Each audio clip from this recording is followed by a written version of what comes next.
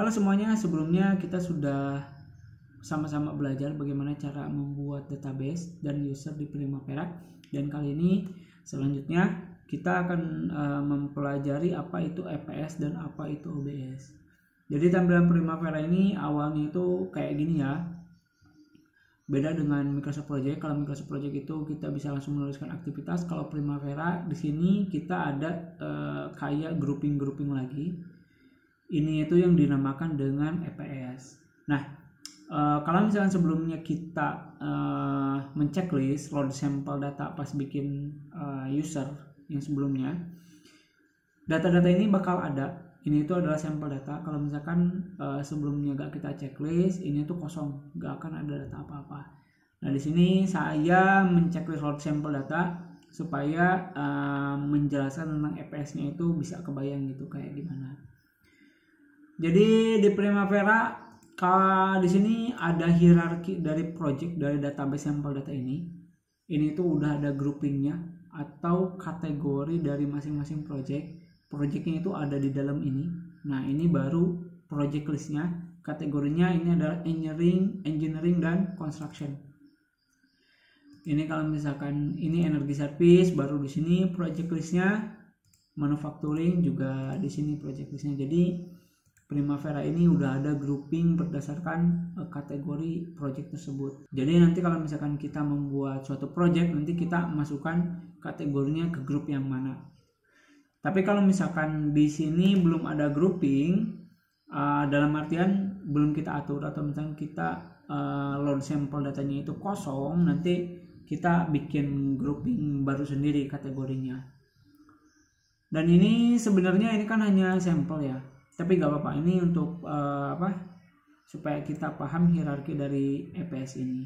Untuk membuat EPS baru, kita klik di Enterprise, kemudian kita pilih Enterprise Project Structure. Nah, di sini ini sama ya hierarkinya kayak yang di sini tampilannya itu. Nah, untuk membuat EPS baru, kita klik Add. Baru di sini kita tuliskan EPS-nya apa. Misalkan kita tulis construction. Ini kita copy aja dan paste. Nah, baru di sini akan terbuat EPS atau grouping atau kategori baru. Di sini bisa kita atur juga construction ini merupakan anak dari bagian kategori yang mana. Pakai arah-arah yang ada di sini. Kita arahkan, misalkan construction adalah bagian dari manufacturing. Nah, untuk lebih mudah memahaminya, kita juga bisa mengubah display-nya ini menjadi chart view. Jadi tampilannya kayak gini. Ini udah kayak struktur organisasi lagi ya. Di sini enterprise, kemudian di sini ada kategori dari divisi-divisi. Kemudian di sini ada divisi itu ada anaknya lagi, baru nanti project itu masuk ke kategori yang mana. Nah, kalau Primavera itu kayak gini. Untuk menghapus ini tinggal delete atau meng-cut atau copy, ini sama-sama saja. Itu tentang EPS. Selanjutnya kita akan lanjut ke OBS. OBS itu singkatan dari Organizational Breakdown Structure. Jadi tampilannya itu kalau misalnya kita klik yang tadi ya, Enterprise, nah ini bawahnya. Nah, OBS tampilannya itu kayak gini nih. Ini tuh kayak list dari, sebenarnya itu responsible manager ya ini tuh. Ini bisa kita tulis nama atau bisa kita nulis kayak gini pun nggak apa-apa, ditaruh general. Kita filternya hilangkan dulu. Kita tampilkan all EBS element. Jadi biar hierarkinya itu kelihatan. Nah, ini itu adalah responsible manager dari masing-masing kategori ini. Ini itu. Nah, yang tadi mana nih yang kita buat? Kita kan belum naruh responsible dari proyeknya yang mana. Di sini pun kan belum ada nih yang construction. Nah, untuk menambahkan responsible construction itu gak bisa di EPS, tapi ada bisanya itu di OBS. Ini kita coba balik lagi dulu ke EPS.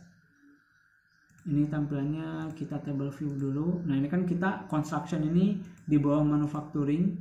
Responsible manajernya itu masih manufacturing ya. Kalau misalkan kita mau menambahkan responsible-nya, itu gak bisa di sini. Di sini itu untuk menentukan EPS-nya aja. Kalau misalkan kita klik di sini, nah di sini pun belum ada nih construction, kan belum ada. Nah untuk membuat responsible-nya itu harus ke OBS. Nah organizational breakdown structure ini pun kalau misalkan kita lihat secara chart view tampilannya mirip kayak yang tadi. Bedanya sebenarnya di sini itu lebih ke nama sebenarnya. Nah ini kita menuliskan ke responsible manajernya siapa, tapi ini dibuat general gitu. Dibuat general pun sebenarnya nggak masalah gitu. Nah sekarang kita akan buat kita balik lagi ke OBS, kita ke table view responsible manager untuk construction. Caranya kita tambahkan di sini add, baru di sini kita tuliskan construction, kita hapus dulu, construction manager. Nah di sini seperti biasa kita atur hierarkinya. Dia adalah bagian dari manufacturing. Nah gini, construction manager. Deskripsinya di sini kita tambahkan deskripsi construction manager. Sama aja ya. Bebas lah deskripsinya, mau apapun bebas. Baru di sini kita close, baru kita kembali ke enterprise project structure. Di sini construction yang awalnya di sini tidak ada construction manager, sekarang udah ada. Nah baru kita bisa milih responsible manajernya construction manager. Ya nanti kasih nama aja siapa. Baru ya udah kita close. Baru nanti di sini itu ada grouping baru yang namanya construction. Nah gitu. Nah sebenarnya di manufacturing ini udah ada project-projectnya ya. Ada project-projectnya di sini kita nambahkan kayak kategori baru atau folder baru lah, divisi dari manufacturing, atau kita bisa juga ini itu sejajar levelnya dengan manufacturing. Kalau kayak itu kita taruh bawah, kita balik lagi ke sini enterprise project structure, kita balikin ke sini, baru kita taruh bawah, close. Nah jadi kayak gini. Kemudian setelah kita melakukan pengaturan enterprise ini, baru kita membuat si projectnya. Untuk membuat projectnya, kita ke sini, kita klik add. Nah di sini kita tentukan EPS-nya atau enterprise project structure-nya. Nah di sini kita tentukan EPS-nya. EPS ini ya yang tadi ya, enterprise project structure.